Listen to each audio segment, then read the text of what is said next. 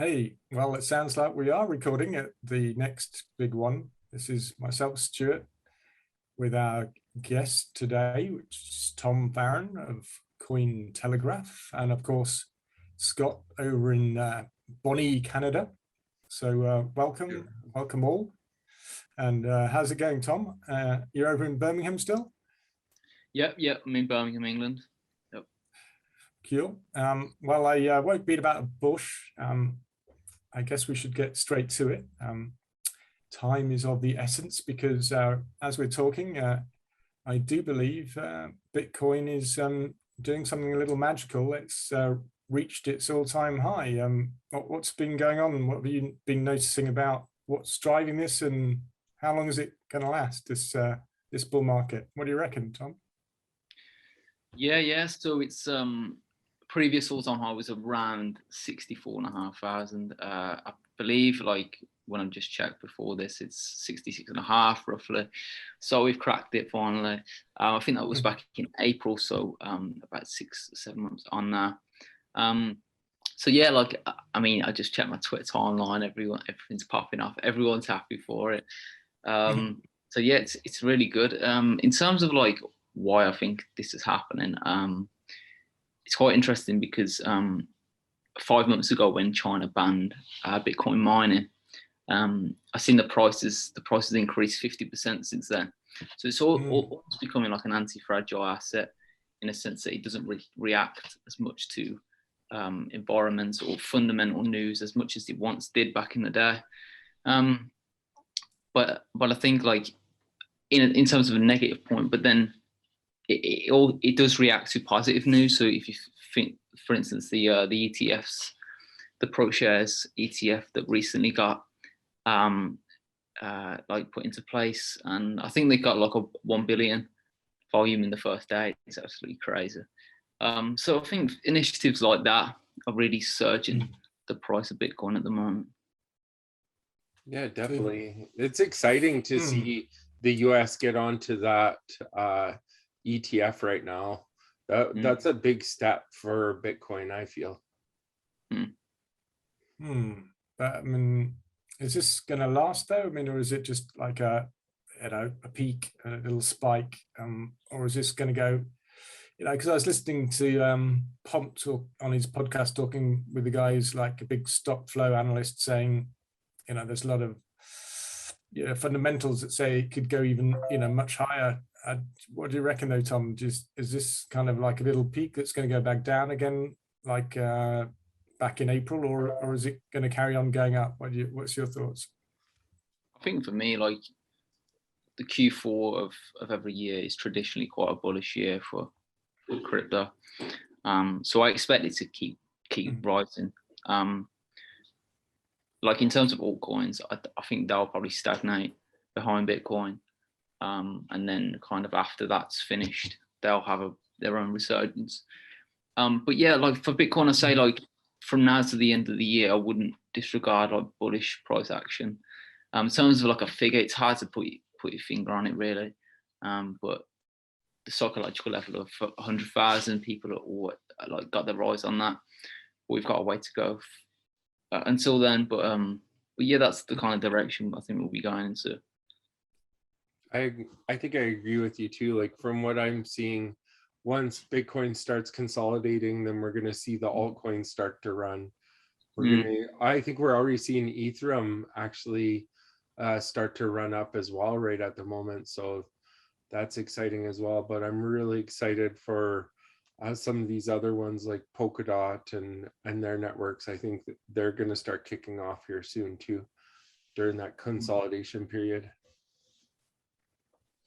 Yeah, I think like after Bitcoin does start to consolidate a little bit, then that capital will be pushed into altcoins, not just altcoins, NFTs as well, and then those markets will go on their own run. But I feel like it's quite interesting.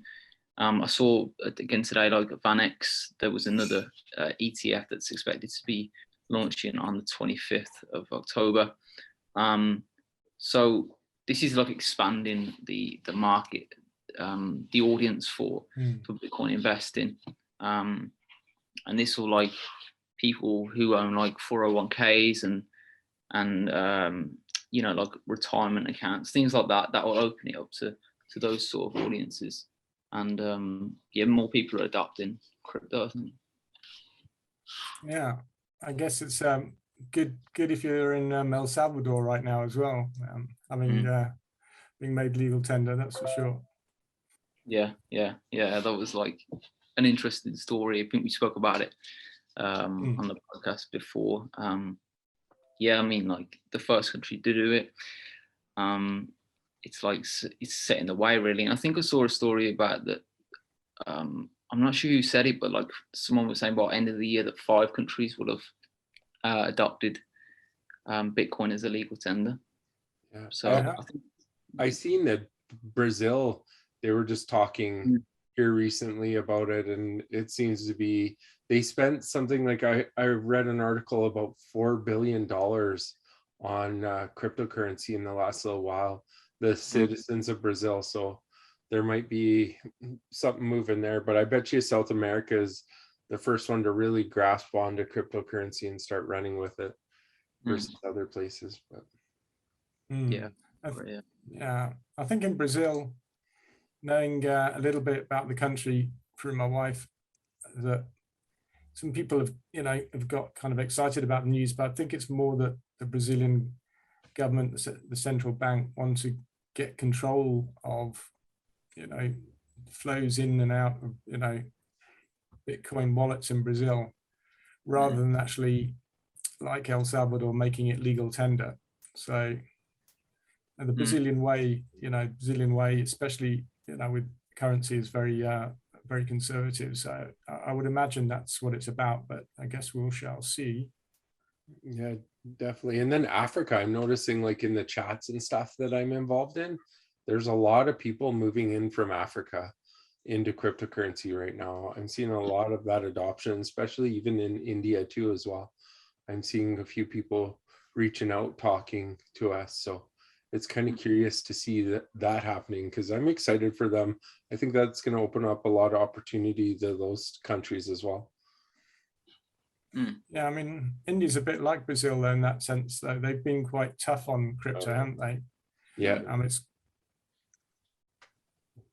they've got that, very kind of centrally planned bureaucracy approach that, similar to Brazil. So, but the same, I'm just doing some research on what's happening in Southeast Asia, Singapore, China, Hong Kong, and it's tough in one way if one can sympathize with governments, because they've got to balance their fears about cyber crime with not missing out on the innovation that the spring. I know that's one of the reasons why in El Salvador it's been popular. It's not just because it's kind of convenient, but it's also bringing in entrepreneurs and investment, and if you ban that, then you're missing out on all that. Yeah, I agree with that. I'm in the same boat for sure. You, Tom, you mentioned NFTs there when talking about Bitcoin. What's caught your eye recently? And because there's been a lot been happening, obviously, and they're extremely popular right now. What's caught your eye in the land of NFTs? Yeah, I would say the biggest story out of the last week, I'd say, is got to be CoinBase's. They got enormous social attention for that, for like registered emails on their NFT marketplace. I think it was like 1 million signups in the first 24 hours, and I checked yesterday, actually it was like 2.5 million signups.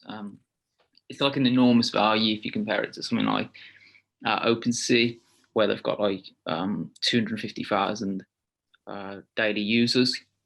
And then, like if Coinbase were able to grasp, even half of that 2.5 million, it'd be way more than OpenSea have got. So it's a real big challenger for NFT marketplaces at the moment. So it's a really interesting time. And I think OpenSea, they are the leading marketplace at the moment, and they've got like 3 billion in total volume. And I think like yeah, this could be a really lucrative like investment for Coinbase. The consensus across the market, across like Twitter and Discord and like people who I follow things, and hasn't been that high. I think they just some feel like it's just another big exchange coming in to scoop up a lot of like the market, and you know, and take, you know, a massive grab of the market share. But yeah, it remains to be seen like whether this is a good thing for NFT space. And I know they've linked with I think it's 10 NFT artists to kind of showcase their work upon the debut of the marketplace. Yeah, I think I'm fairly optimistic about it. Yeah. What's your favorite project right now yourself, Tom? My favorite project right now, I would say, is well, I have two actually. I'll say one. The first one is something called Mechaverse, and it dropped about 2 weeks ago, just under 2 weeks ago. It's an NFT PFP project, 10,000 of these kind of robotic avatars. But it was quite interesting because like upon the launch, they had like 250,000 Discord members, massive hype. It's probably the biggest hype I've ever seen for an NFT drop. But then after it dropped, they kind of did a token raffle, in a sense that you couldn't see the NFT before you were buying it. And then they did the reveal like a week later. So people, before the reveal, the floor price on OpenSea was something like 8 Ether for each NFT. And yeah, I mean, like, well, they had the minting a week before. It was like 0.2 ETH, and then it went to 8 ETH floor price. And now it's down to like 2 ETH again. So like, it's been pretty crazy. And the reason for that is because like when it dropped, people were talking about like the backgrounds all look the same, so you can't distinguish the rarity. There was also like discussions about the metadata, whether that was like people had early access to that, and then they could see the rarity of the NFTs and then purchase the correct one, the highest valued one. So there was a lot of things going on about that. I minted 2 myself actually. I haven't sold them yet. I was interested in seeing. I'm interested in seeing like the value of this project, how, because it is a bumpy start, and it has kind of, it's lost a little bit of credibility for the visual appearance of the NFTs, in terms of like the innovation. They don't look there. They kind of look the same. A lot of them do, and it's hard to distinguish. And also like the rollout in terms of the technical things. But yeah, I mean, I'm interested to see how it progresses, how the roadmap progresses, because I know they've talked about like producing physical 3-dimensional toys and something like free NFT drops, similar to like the Bored Apes did with their like mutant serum mutants and the serums that you can join together to create a new NFT. I think they've got things in the pipeline about that, but yeah, I think I heard that I was watching a video actually from a guy on YouTube. His name's like NFT Nate. He's using this like AI platform, which I might sign up to actually, where it kind of like tracks data, analytical data from the NFT market, and essentially he said that a lot of the smart investors and kind of the whales who got into the project early, who have got like 50 to 100 of these NFTs, that they got in around the 4 ETH level. So I think like I'm interested to see how it progresses. As I said, it was kind of a bumpy start, but it's got a lot of following behind it, and yeah. And then if I can carry on, yeah. There was the other one you're talking about. I said I had two. So the other one is kind of like it's called Mutant Cats, and I came across this project like 2 or 3 weeks ago. And essentially what it is like it's a DAO community, and there's like 10,000 NFTs again, and the DAO invests in kind of blue chip NFT projects like your Cool Cat, your Punk, your Fidenzas, your Cool Cats, and essentially they kind of there's a token called Fish, and they distribute that to their community. And if you stake your mutant cat into the DAO, you get like a fraction of the holdings. So that's quite an interesting project. That was kind of first of its kind. And like as I was saying, they just bought a Fidenza yesterday for like, I think like 700K. So I actually reached out to the founder to speak to him for a piece actually today. So interesting project again. I think that's like 1.5 ETH floor at the moment. Yeah, so that's like the first of its kind. I like to see the NFT space combining with DAOs. I think that's really interesting because that's like the origins of crypto. That's like the architecture of crypto. Really, it's community led, isn't it? So I think having something like a DAO where people are able to get into it, but then get something back, it's like a full circle activity for them. So I've even heard some people talk about NFT pools now, or like NFT collections as well. That the biggest value, well, actually it was funny. One guy was talking on TikTok, I was watching a story about it, and he said the quickest way to become a millionaire right now is to actually start an NFT collection, pay an artist $10,000 or whatever amount that you're going to pay them, and start your own collection, and you're likely to become a millionaire faster than any other way. Bob, yeah, possibly. But what you're saying about pools there, you can buy fractions of, if you wanted to buy CryptoPunk but you didn't have the funds for it, you could buy a fraction of it.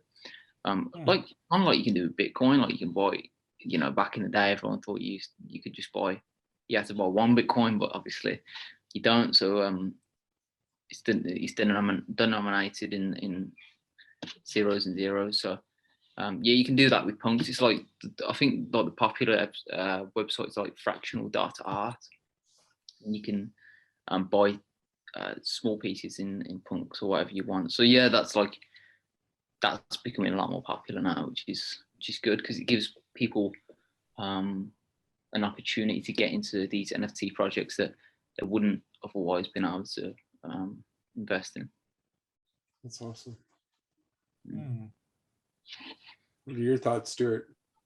Well, I guess a lot of people, they also getting into it through the whole kind of partnerships that NFTs are doing with like sports. Like it's So Rare is doing really well because they partner with a lot of the European football teams, and I think that there's NFTs is such a broad church, isn't it? Do you know what I mean? It's like there's the side of NFT you're talking about, but there's also, you can see lots of other ways they're being used on the collectible side of things. And I know obviously we're BigONE, sorry for the plug, but we're doing our own bit by with the Ronaldinho NFT, but that's soon branched out to fan tokens, NFTs for the Brazilian national team and other teams. So I'm just I said a couple of months ago that this year is going to be the first NFT football season. It hasn't really kind of kicked off in one way, but I just wonder maybe that will come true. Be interesting by the time the World Cup comes around at Qatar. Maybe that will be the first NFT World Cup. What do you think? Yeah, I mean, I was happy that you said football and you were talking about real football rather than American football. Yeah, But yeah, like, possibly. I mean, yeah, I do see a lot of like sports teams partner with crypto firms now. As you said, like Sorare, I've done a lot of things. Crypto.com, I've done a few things. I know that Chili's, is that what it's called? The token, the fan token. Yeah, I think so. Yeah, I mean, like, could you have the first NFT World Cup? That would be interesting. Probably not for 2022 because we're only, what is it, about a year and a bit away, in December. But yeah, maybe the next one. Yeah, is that in France now? Is it? I'm getting that wrong. Oh no, it's in America and Mexico, I think. Certainly somewhere cooler than Qatar, but Well, I don't know. If Coinbase kicks off, it's got all these signups and they popularize, you never know what might happen by, the Qatar World Cup. That's what I'm, Yeah, and like they've tied down. I think you were talking about it before, like the tie down the NBA and the NBA. You got to help me with these. WNBA for the women's side and the NBA for the men's side. Yeah, they tied those down, and they get the NFTs if I'm not mistaken from that. So I think it's interesting. Like the one thing I'm considering, I guess, is I hope with these NFTs, like I don't know if you guys feel the same way, but I just feel like when you're getting involved in sports NFTs, I always think the old car collectors will get involved when there's an actual physical object tied behind it as well. So when you just have a digital copy of it, it's not the same as actually having a physical copy. So if you get a one of one, it'd be amazing if they tied it to an actual physical copy of a one of one with the actual person as well. I think you'd see a huge uptake in the sports side of NFTs if you did see that. Yeah. I mean, I used to collect stickers and cards when I was a kid, like of the Premier League. I used to have like sticker books and things where I collected them, and yeah, like I think there is always going to be that affinity to physical objects and physical collectibles. So yeah, I think even though there could be an NFT, that could just be a complement to the physical. Yeah. People still live in the physical realm, and I mean, talk about the metaverse, but we're not living in it. So, yeah. Well, you say that. Talking about the metaverse, you say that, but Facebook is just announced that it's going to change its name to something metaversal, if that's what you know what I mean. It's going to rebrand to take account of its its stake in the metaverse. So who knows? I mean, and obviously NFTs are going to play a big part in how the metaverse is going to work. What's your? Have you heard about that, Tom? The Facebook going all in with the metaverse? Yeah, you can't not hear about it, can you? It's everywhere. No, but the thing, like Zuckerberg, he's definitely trying to become the pioneer of the kind of metaverse, and in a sense that he wants to be the how can I say, like everyone thinks about Zuckerberg when we think about the metaverse. There's a word for it, but yeah, it's interesting. Like I was surprised that they're going to change their name, like their whole name, because obviously they've got the Libra and the Novi projects, but they created separate companies for that. But they're going to change the actual Facebook name. That's quite interesting, actually. Trading for over how many years now? Like, yeah. My fear is, and I kind of told Stuart this earlier, and I don't know how you feel about it, Tom, but it feels like Facebook is trying to create a monopoly again, kind of with their currency as well as the metaverse, and that isn't something that personally, like for my choice, I don't know. I'm just not a big. I'm interested in open world, kind of decentralized. So it's going to be interesting to see what Facebook decides in the end, because I don't think they're going to be able to keep it locked down like the way that they're discussing at the beginning. But yeah, it's interesting, like the evolution of this, because I think they're getting a lot of political backlash, and one of the reasons for changing the Facebook name is probably because they want to detour away from that image and that that feeling that people have towards that brand, which I don't really like, because it's not addressing the real problem. Like when the whistleblower came out and leaked all those damning reports and information about the company, and like obviously the multitude of other issues they've had along the years. It's kind of just they're pivoting away from it rather than addressing it. Yeah. And they're moving into I think it was Elizabeth Warren and 5 or 6 other people signed a letter a couple of days ago where they were telling Facebook basically to terminate Novi and Dean, because they can't be responsible for social media platforms and regulating kind of healthy conversations and healthy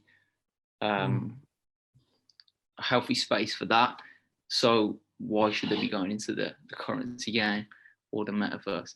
So yeah, I mean, I'm not a massive advocate of Facebook personally, but I think they are going to try and create a monopoly and try and create a closed system,